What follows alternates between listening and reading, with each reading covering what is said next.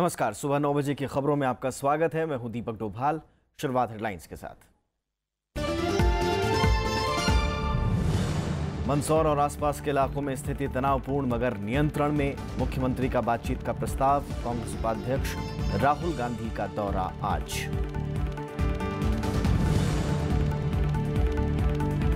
सरकार और आरबीआई के बीच महंगाई के आंकड़ों पर मतभेद। मौद्रिक समिति के सदस्यों का वित्त मंत्रालय की सलाह लेने से इनकार। ब्याज दरें नहीं घटने से सरकार निराश।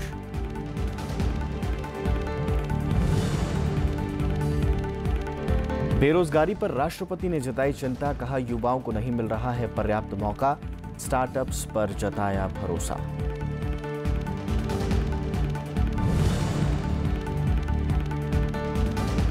ब्रिटेन की नई संसद के लिए मतदान आज। थेरेसा मे और जेरेमी कॉर्बिन के बीच मुकाबला। 3000 से ज्यादा उम्मीदवार मैदान में।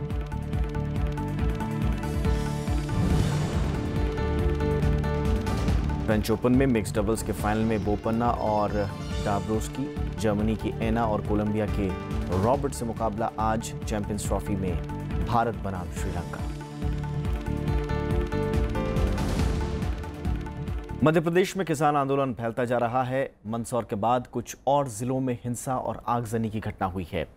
राज्य में अर्धसैनिक बलों के 1100 जवान भेजे गए हैं। मंगलवार को यहां गोलीबारी में 6 किसानों की मौत हो गई थी। इस बीच राज्य सरकार ने कृषि लागत और विपणन आयोग गठित करने का फैसला किया है। वहीं कांग्रेस उपाध्यक्ष राहुल गांधी आज मंदसौर का दौरा कर किसानों से मुलाकात करने वाले हैं। मध्य प्रदेश के मंदसौर में किसान आंदोलन के दौरान हिंसा के बाद हालात तनावपूर्ण हैं। आंदोलनकारी किसानों ने कई जगहों पर तोड़फोड़ की और वाहनों में आग लगा दी। हजारों किसान अब भी सड़कों पर मौजूद हैं। बाजार पूरी तरह बंद है। पुलिस वालों ने इन लड़कों से कहा, काश्तकारों से, कि चलो अपन बैठ के इन्हें समझौता कर लेते हैं। फिर उनको भाई चौपाटी पे ला करके गोली मार के रवाना हो गए। न कल भी लाठीचार्ज और गोली बारिश हुई। ये गोली हवा में फायरिंग होती है, उसके बाद गोली चलती है किसी किसानों पे भी। किसानों का गुस्सा आला अधिकारियों पर भी उतरा। मंदसौर के जिला अधिकारी SK सिंह के साथ धक्का मुक्की की गई।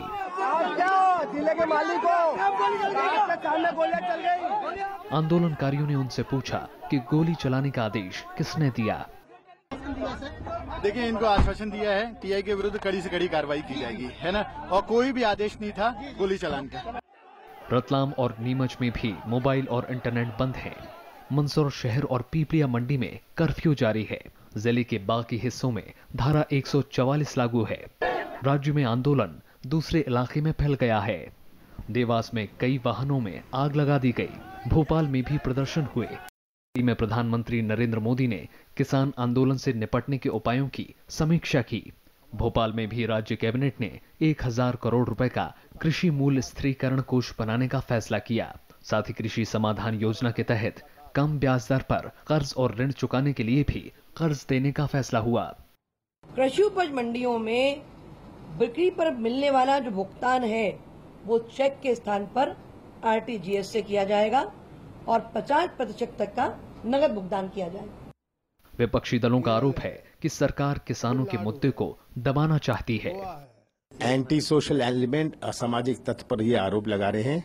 अगर कोई तत्व हैं तो ये बीजेपी और बीजेपी के समर्थक वाले जो संगठन हैं जो लीपापोती करना चाहते हैं। किसानों के हितों की ये जो लड़ाई है, कांग्रेस और राहुल गांधी उनके साथ खड़े हैं और आंख मिचौली कर रहे हैं। पहले 10 लाख, फिर 1 करोड़, यानी किसी तरह से भी किसान के मुद्दों को दबाना चाहते हैं। The culprits must be brought to book, adequate compensation and meet the demands of the farmers that you yourself have promised. सरकार का आरोप है कि विपक्ष किसानों के मुद्दे पर राजनीति कर रहा है। भी कर रहे, मुख्यमंत्री ने खुद कहा वो मिल रहे और समस्याओं का समाधान कर रहे। और कांग्रेस पार्टी जिन्होंने इतना साल कृषि क्षेत्र को इन्होंने अनदेखा किया, ऐसी पार्टी इसको पॉलिटिकल राजनीतिक रंग देके हिंसा को प्रोत्साहन करना एक गलत है। मैं उसका निंदा करता हूँ। मित्रों, महाराष्ट्र के बाद मध्य प्रदेश में भी किसानों का आंदोलन शुरू हो गया था। किसान कर्ज माफी और फसलों के उचित मूल्य जैसी 20 मांगे कर रहे हैं। Bureau report, Rajya Sabha TV. Maharashtra में किसानों की हड़ताल का आज 8वां दिन है। हड़ताल के चलते मंडियों में सब्जी और दूध की कमी बढ़ गई है। किसानों के मुद्दे को लेकर बीजेपी और शिवसेना आमने सामने हैं। कल शिवसेना के मंत्रियों ने मंत्रिमंडल की बैठक का बहिष्कार किया। महाराष्ट्र के कई इलाकों में किसानों की हड़ताल 7वें दिन भी जारी रही। किसान आंदोलन के बीच पिछले 24 घंटे में 4 किसानों के आत्महत्या करने की खबर है। नासिक, सतारा, नांदेड़ और वर्धा में कर्ज के चलते किसानों ने जान दे दी।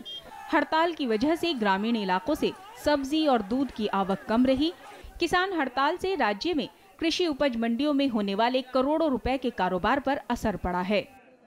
सब लोग आज किसानों के साथ है। पहले 2-3 दिनों में ऐसे लगा कि ये किसान खुद का अनाज खराब कर रहे, लेकिन बाद में सबको आज एहसास हुआ है कि ये किसान जो कर रहा है, ये ऐलान जो आज पूरे देश में पहला यह संप है, जो पूरे राष्ट्र में का पहला संप है कि जो किसानों ने आज किया है, और ये संप के साथ आज सब समाज साथ में खड़ा है। इधर किसानों के मुद्दे को लेकर बीजेपी और शिवसेना में तकरार बढ़ने लगी है। बुधवार को महाराष्ट्र मंत्रिमंडल की बैठक में शिवसेना के मंत्री नहीं पहुंचे। हालांकि शिवसेना का कहना है कि उसने मुख्यमंत्री को इस बारे में बता दिया था। कर्ज माफी की जो योजना तैयार होगी उसमें शिवसेना को साथ में लेकर ही बातें हम मंजूर कर सकते हैं। शिवसेना के पक्ष प्रमुख उद्धव जी ठाकरे की जानकारी बिना कोई बात नहीं हो सकती।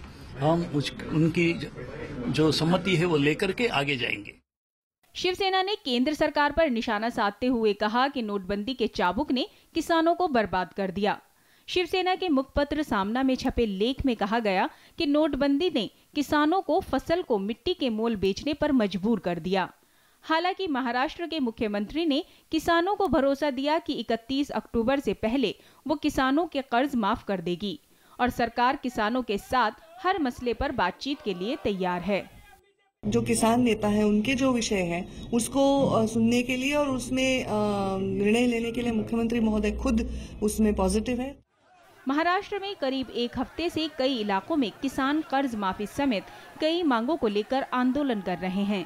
किसान स्वामीनाथन कमीशन की सिफारिशें लागू करने, दूध के दाम बढ़ाने की मांग कर रहे हैं। ब्यूरो रिपोर्ट, सभा टीवी। सीपीएम महासचिव सीताराम येचुरी को तीसरी बार राज्यसभा में भेजने पर फैसला अब राष्ट्रपति चुनाव के बाद होगा।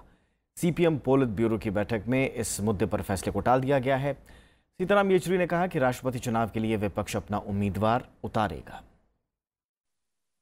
सीपीएम महासचिव सीताराम येचुरी को तीसरी बार राज्यसभा भेजने पर 2 दिन तक चली सीपीएम पोलित ब्यूरो की बैठक में कोई फैसला नहीं हो पाया, लेकिन बंगाल और केरल सीपीएम के बीच विरोध के चलते इस फैसले को टाल दिया गया।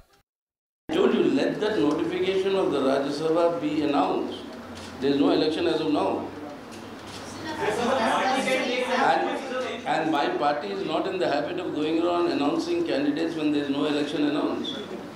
Let the election be declared, election be notified, and then we will make the announcement. राष्ट्रपति के चुनाव की घोषणा होने के बाद उन्होंने कहा कि उम्मीदवार के मामले में सरकार की ओर से अभी तक विपक्ष से कोई चर्चा नहीं की गई है। Has been that the government takes the initiative to try and build a consensus candidate. Then the next sentence begins by saying this has not happened. We therefore have decided to field a candidate who will uphold the constitutional principles of our republic. Polit bureau की बैठक में कश्मीर की स्थिति, आगामी त्रिपुरा विधानसभा चुनाव में सांप्रदायिकता फैलाने की कोशिश और मीडिया पर हमलों को लेकर भी चर्चा हुई। उन्होंने बताया कि उत्तर प्रदेश में गोहत्या पर एनएसए कानून लगाने का फैसला संविधान का उल्लंघन है। उन्होंने बताया कि केरल के मुख्यमंत्री इसके लिए गैर बीजेपी शासित राज्यों को साझा मंच पर लाने की कोशिशें कर रहे हैं। Panchanan Mishra, Rajya Sabha TV.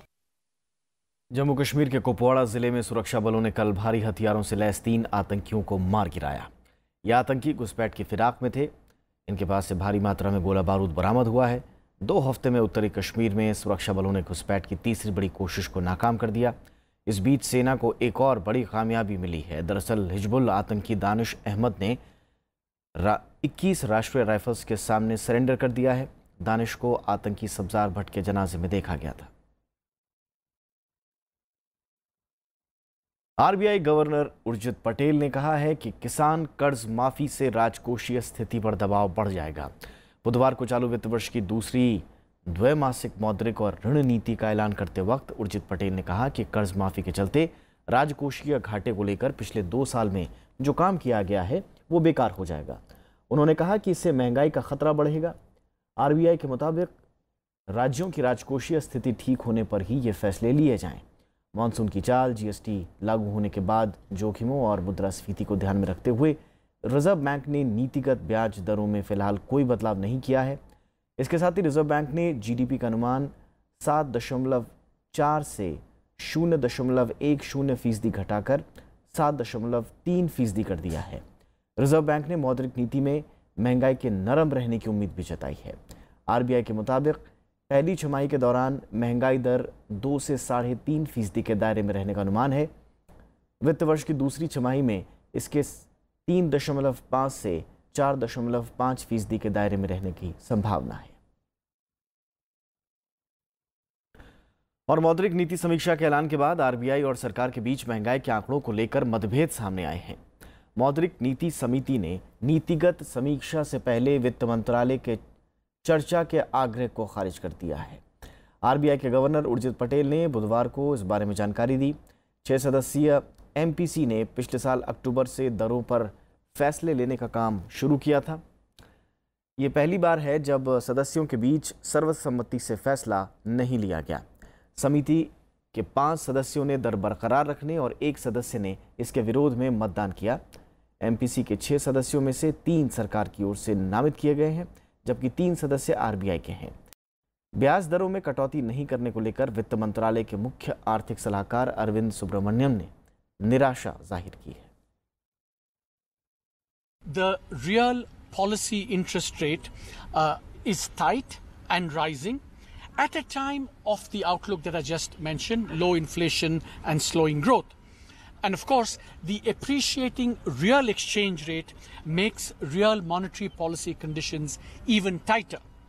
In recent times, in my view, to conclude, seldom have economic conditions and the outlook warranted substantial monetary policy easing. Delhi police आम आदमी पार्टी के पूर्व मंत्री कपिल मिश्रा को वाई श्रेणी की सुरक्षा मुहैया कराएगी। पिछले दिनों कपिल मिश्रा पर हुए हमलों के मद्देनजर यह फैसला लिया गया है। 2 पुलिसकर्मी हमेशा कपिल मिश्रा के साथ रहेंगे और पुलिस रोजाना 24 घंटे उनके आवास पर तैनात रहेगी। कपिल मिश्रा ने केजरीवाल और आम आदमी पार्टी की दिल्ली सरकार पर भ्रष्टाचार के गंभीर आरोप लगाए हैं। मिश्रा पिछले महीने जब वे अनशन पर थे तो एक व्यक्ति ने खुद को आम आदमी पार्टी का कार्यकर्ता बताकर उनके घर पर हंगामा किया था और उन पर हमले की कोशिश की थी। वहीं कपिल मिश्रा आज 10 बजे प्रेस कॉन्फ्रेंस करेंगे। डेंगू और चिकनगुनिया से निपटने के लिए दिल्ली सरकार ने 3 नगर निगमों को करीब 25 करोड़ रुपए जारी किए हैं। सरकार के मुताबिक चालू वित्त वर्ष की पहली तिमाही के लिए उत्तरी दिल्ली नगर निगम को 11 करोड़ 50 लाख, दक्षिणी दिल्ली नगर निगम को 8 करोड़ 38 लाख रुपए दिए गए हैं, जबकि पूर्वी दिल्ली नगर निगम को 4 करोड़ 65 लाख रुपए जारी किए गए हैं। नगर निगम की एक रिपोर्ट के मुताबिक दिल्ली में 3 जून तक डेंगू के 61 से ज़्यादा और चिकनगुनिया के 131 मामले सामने आए हैं। एक उच्च स्तरीय समिति बैठक में उपराज्यपाल अनिल बैजल ने नगर निगम को वेक्टर जनित बीमारियों पर हर हफ्ते रिपोर्ट देने को कहा है। साथ ही उन्होंने जागरूकता अभियान को भी तेज करने का निर्देश दिया।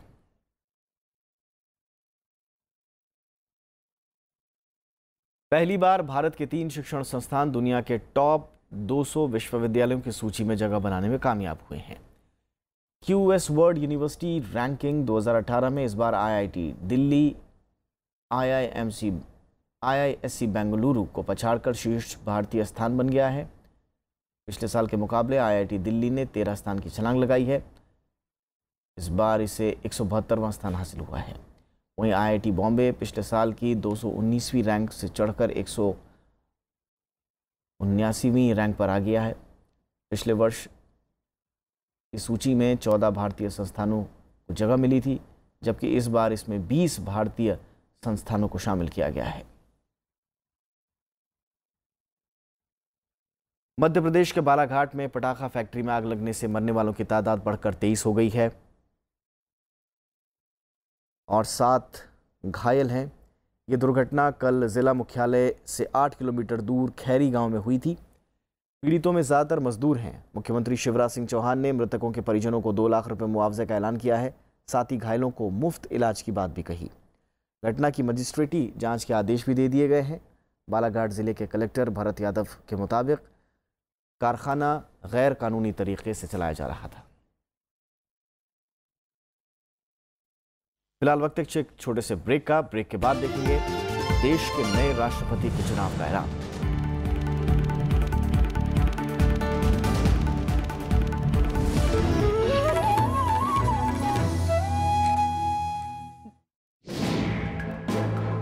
हिंदी का क्रांतिकारी उपन्यासकार,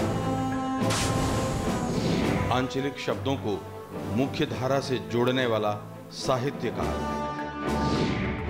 पर्दे पर लोक साहित्य की छटा दिखाने वाला बेजोड़ रचनाकार।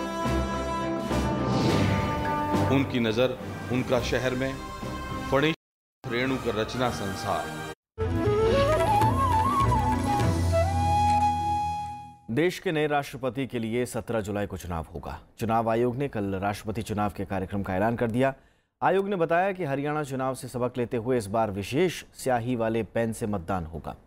चुनाव नतीजों का ऐलान 20 जुलाई को होगा। आयोग ने यह भी कहा है कि ईवीएम मशीन से चुनाव कराने के बारे में तकनीक विकसित करने की कोशिश भी चल रही है। मुख्य चुनाव आयुक्त नसीम जैदी ने बुधवार को राष्ट्रपति चुनाव के कार्यक्रम का ऐलान किया।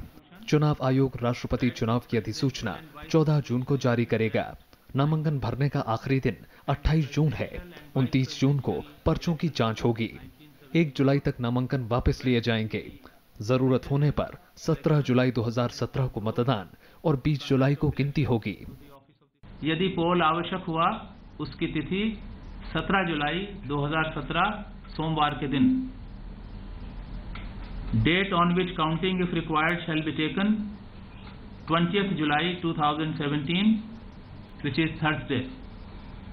मतगणना की तिथि 20 जुलाई 2017 थर्सडे के दिन।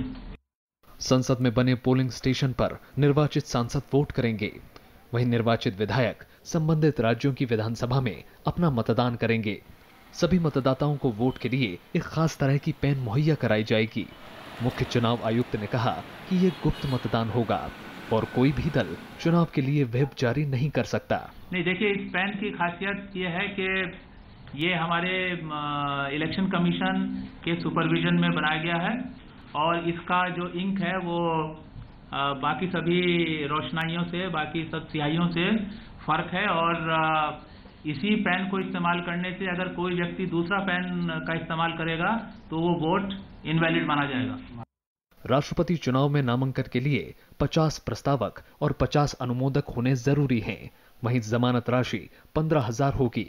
राष्ट्रपति के चुनाव में लोकसभा, राज्यसभा के निर्वाचित सदस्य और 31 विधानसभाओं के सदस्य हिस्सा लेंगे। ये निर्वाचन एकल संक्रमणीय प्रक्रिया के आधार पर होता है। राष्ट्रपति प्रणब मुखर्जी का कार्यकाल 24 जुलाई को खत्म होगा। पंचानन मिश्रा, राज्यसभा टीवी। देश में रोजगार के ग्राफ में तेजी से इजाफा नहीं हो पा रहा है। राष्ट्रपति प्रणब मुखर्जी ने भी इस मामले में चिंता जताई है। कल उन्होंने कहा कि युवाओं को भरपूर मौके दिलाने के लिए छोटे छोटे व्यवसाय बढ़ाए जाने की जरूरत है। राष्ट्रपति प्रणब मुखर्जी ने बेरोजगारी की बढ़ती समस्या पर चिंता जताई है। बुधवार को उन्होंने कहा कि बाजार में हर साल तकरीबन 1 करोड़ युवा नौकरी के लिए जुड़ते जा रहे हैं, लेकिन उनके लिए भरपूर मौके उपलब्ध नहीं हो पा रहे। उन्होंने कहा कि इसी कमी को पूरा करने के लिए स्टार्टअप्स पर निर्भर रहना पड़ेगा। We shall have to start small businesses. We shall have to start employment opportunities by becoming employers, not merely job seekers. And for that, we require a huge management cadre who will manage all aspects. All India management association की diamond jubilee पर आयोजित कार्यक्रम में राष्ट्रपति ने कहा कि युवाओं को पूर्ण प्रशिक्षण देने वाली प्रबंधन शिक्षा की जरूरत है, तभी उद्यमिता के मामले में सफलता मिलेगी। We must have the skilled persons. Therefore, we shall have to impart trainings, skills, and enhance their employability, so that the entire world market is available to them. देश में प्रबंधकीय और उद्यम कौशल को बढ़ावा देने पर जोर देते हुए राष्ट्रपति मुखर्जी ने कहा कि युवाओं को ज्यादा से ज्यादा अवसर मुहैया कराने के लिए ज्यादा कारोबार शुरू करने की जरूरत है। Bureau report, Rajya Sabha TV. Kazakhstan के अस्ताना में आज से शंघाई सहयोग संगठन सम्मेलन की शुरुआत हो रही है। इसमें प्रधानमंत्री नरेंद्र मोदी शिरकत करेंगे। उन्होंने उम्मीद जताई कि इससे भारत और शंघाई सहयोग संगठन के बीच संबंध और मजबूत होंगे। इस सम्मेलन में भारत और पाकिस्तान को संगठन की पूर्ण सदस्यता भी मिलेगी। प्रधानमंत्री नरेंद्र मोदी आज कजाकिस्तान में होने वाले शंघाई सहयोग संगठन की बैठक में शामिल होने के लिए रवाना होंगे। सम्मेलन पूरा होने पर भारत एससीओ का पूर्ण सदस्य बन जाएगा, जिसके बाद एससीओ दुनिया की कुल आबादी के 40% और दुनिया की जीडीपी के करीब 20% का प्रतिनिधित्व करेगा। प्रधानमंत्री की यात्रा 2 दिन की होगी। रवानगी से पहले प्रधानमंत्री ने कहा कि भारत एससीओ के सदस्य देशों के साथ संबंधों को और मजबूत करना चाहता है। इससे आर्थिक संपर्क और आतंकवाद निरोधक सहयोग समेत अन्य क्षेत्रों में भारत को मदद मिलेगी। भारत ने पिछले साल ताशकंद की बैठक में पूर्ण सदस्यता की प्रक्रिया शुरू की थी। Prime Minister will also be participating in the inaugural of the World Exposition, which is being hosted this year by Kazakhstan. He will be joining other leaders, both those participating in SCO as also those who are coming only for World Expo, to inaugurate jointly with other leaders this World Expo. In addition, with the presence of so many leaders in Astana, there will be a couple of bilaterals also scheduled. Kazakhstan की राजधानी Astana में होने वाले सम्मेलन में भारत और पाकिस्तान इस यूरोशियाई समूह के पूर्ण सदस्य बनेंगे। फिलहाल इस संगठन में चीन, रूस, कजाकिस्तान, किर्गिस्तान, तजाकिस्तान और उज्बेकिस्तान शामिल है। प्रधानमंत्री फ्यूचर एनर्जी विषय पर अस्ताना एक्सपो के उद्घाटन कार्यक्रम में भी शामिल होंगे। Bureau report, Rajya Sabha TV. मौसम लोगों के लिए मुसीबत बन गया है। देश के कई पहाड़ी और मैदानी इलाकों में बसने वाले लोगों का बुरा हाल है। बारिश से जुड़ी घटनाओं में बहुत से लोगों की जान गई है। बिहार में 23 लोगों की मौत हुई, हिमाचल में 8 लोग मारे गए हैं। हालांकि कई दूसरे इलाकों में बारिश से राहत भी मिली है। वहीं मानसून ने कर्नाटक में रफ्तार पकड़ ली है। चारों ओर बर्बादी का मंजर। देश के अलग अलग इलाकों में बारिश से जानमाल का भारी नुकसान हुआ है। बिहार के अलग अलग इलाकों में बुधवार को बारिश और बिजली गिरने की घटनाओं में 23 लोगों की मौत हो गई। सबसे ज़्यादा 6 लोगों की मौत पूर्णिया में हुई, जबकि पटना, शेखपुरा, कटिहार, समस्तीपुर और मधेपुरा में 17 लोगों की मौत हुई। राज्य सरकार ने मरने वालों के परिजनों को 4-4 लाख रुपए के मुआवजे का ऐलान किया है। पंजाब के मोगा जिले में छत गिरने से एक परिवार के 3 लोगों की मौत हो गई। उधर जम्मू कश्मीर के राजौरी जिले में बिजली गिरने से एक बाप बेटी की मौत हुई, तो तमिलनाडु में भी ऐसी घटना में 3 लोगों की जान गई। हिमाचल प्रदेश के चंबा जिले में भारी बारिश से जनजीवन पर असर पड़ा है। असम में बाढ़ से लाखों लोग बेहाल हैं। प्रशासन ने 130 राहत शिविर बनाए हैं। मौसम विभाग ने आने वाले 2-3 दिनों में असम में भारी बारिश की आशंका जताई है। हालांकि हरियाणा, राजस्थान, ओडिशा और मध्य भारत के राज्यों में बारिश ने गर्मी से राहत दी है। राजधानी दिल्ली में भी मौसम सुहाना रहा। मॉनसून ने तटीय और दक्षिण कर्नाटक के अंदरूनी इलाकों में रफ्तार पकड़ी है। Bureau report, Rajya Sabha TV. और इस बीच एक बड़ी खबर आपको दे दें। मंदसौर से खबर है। मंदसौर के एसपी और डीएम का तबादला कर दिया गया है। एसके सिंह की जगह ओपी श्रीवास्तव को नया कलेक्टर बनाया गया है। इस खबर पर नज़र हम लगातार बनाए रखेंगे। फिलहाल हम आगे बढ़ते हैं। कुलभूषण जाधव के मामले पर हेग की अंतर्राष्ट्रीय अदालत में अध्यक्ष न्यायमूर्ति रोनी अब्राहम भारत और पाकिस्तान दोनों के साथ आगे की प्रक्रिया पर चर्चा करेंगे। पाकिस्तान ने कुलभूषण जाधव पर जासूसी का आरोप लगाया है। पाकिस्तान की आर्मी कोर्ट ने जाधव को फांसी की सज़ा सुनाई है। 8 मई को भारत की अपील पर आईसीजे ने जाधव की फांसी पर सज़ा जो लगी थी उस पर रोक लगाने का आदेश दिया था। कुलभूषण जाधव मुंबई के रहने वाले हैं और नौसेना से रिटायर होकर ईरान में अपना व्यापार करते थे।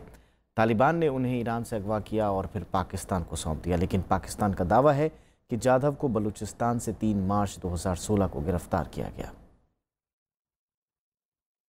ब्रिटेन में नई सरकार चुने जाने के लिए आज वोट डाले जा रहे हैं। आज होने वाले आम चुनाव में प्रधानमंत्री थेरेसा मे के भविष्य का फैसला भी होगा। ब्रिटेन में हाउस ऑफ कॉमन्स की 650 सीटों के लिए आज जनता फैसला करने वाली है। इन चुनावों में 3300 से भी ज्यादा उम्मीदवार किस्मत आजमा रहे हैं। चुनावों को लेकर लोगों में खासा उत्साह है। यहाँ मुख्य मुकाबला कंजर्वेटिव पार्टी और लेबर पार्टी के बीच है। दोनों ही पार्टियां जीत का दावा कर रही हैं। The question is, who do you trust to have the strong and stable leadership to get the best deal for Britain in Europe? Because Brexit matters. It is the basis for everything else.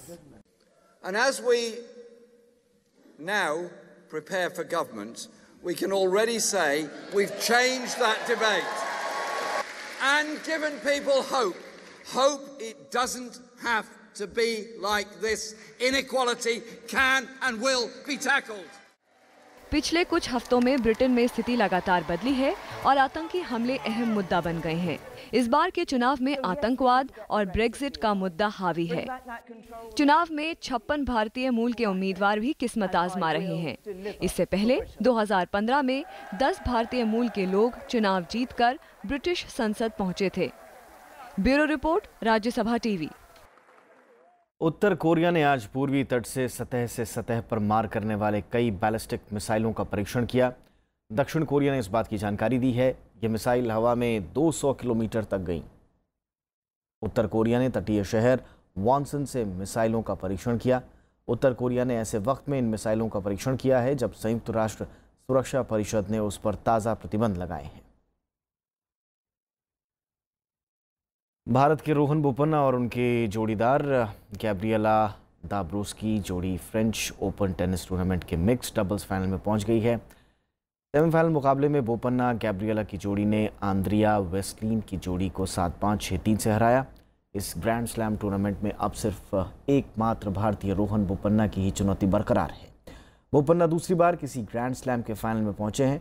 आज final में बोपन्ना और Gabriela का सामना अन्नालेना ग्रोएनफील्ड और Robert Farah से होगा। वहीं tournament के एकल मुकाबले में बड़ा उलटफेर हुआ है। नोवाक जोकोविच साल के दूसरे grand slam tournament French open में बुधवार को उलटफेर का शिकार हो गए और टूर्नामेंट से बाहर हो गए। डोमिनिक थीम ने पुरुष एकल के क्वार्टर फाइनल में जोकोविच को 7-6, 6-3, 6-0 से मात दी। वहीं नडाल ने अपने हमवतन पाब्लो कारेना बस्टा के दूसरे सेट में हटने की वजह से आसानी से सेमीफाइनल में जगह बना ली। आईसीसी चैंपियंस ट्रॉफी में आज भारत का मुकाबला श्रीलंका से होगा। भारत और श्रीलंका की टीम टूर्नामेंट में अपना दूसरा मुकाबला खेलेंगे।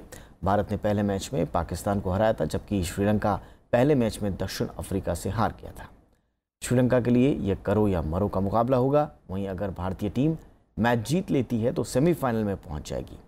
दोनों टीमों के बीच मैच ओवल स्टेडियम में खेला जाएगा। भारतीय टीम शानदार फॉर्म में है। साथ ही भारतीय टीम चैंपियंस ट्रॉफी का प्रबल दावेदार भी मानी जा रही है। वहीं कल पाकिस्तान और दक्षिण अफ्रीका का मैच बारिश की वजह से पूरा नहीं हो पाया। डकवर्थ लुईस नियम के तहत पाकिस्तान ने दक्षिण अफ्रीका को 19 रन से हरा दिया। खेल मंत्रालय ने प्रधानमंत्री कार्यालय को कर मेजर ध्यानचंद को देश के सर्वोच्च सम्मान भारत रत्न देने की सिफारिश की है। खेल मंत्री ने कहा है कि महान खिलाड़ी को यह सम्मान दिया जाना उन्हें सच्ची श्रद्धांजलि होगी। गोयल ने कहा कि इस मामले में प्रधानमंत्री को ही आखिरी फैसला लेना है। ये पहला मौका नहीं है जब खेल मंत्रालय ने ध्यानचंद को भारत रत्न देने की मांग की है।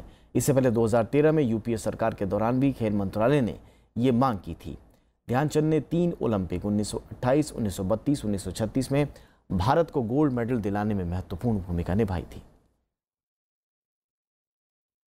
तो हमने प्रधानमंत्री जी को लिखा है कि भारत रत्न के लिए उनके नाम पर विचार किया जाना चाहिए जी, इसलिए कि मेजर ध्यानचंद से बहुत प्रेरणा मिलती है।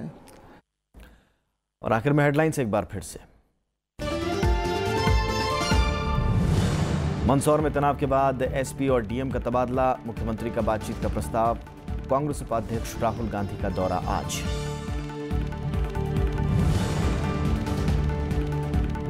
सरकार और आरबीआई के बीच महंगाई के आंकड़ों पर मतभेद, मौद्रिक समिति के सदस्यों का वित्त मंत्रालय की सलाह लेने से इनकार, ब्याज दरें नहीं घटने से सरकार निराश।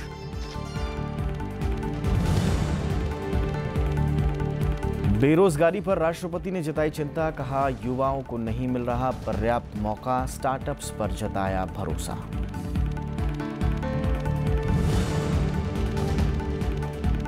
ब्रिटेन की नई संसद के लिए मतदान आज। थेरेसा मे और जेरेमी कोर्बिन के बीच मुकाबला। 3000 से ज्यादा उम्मीदवार मैदान में।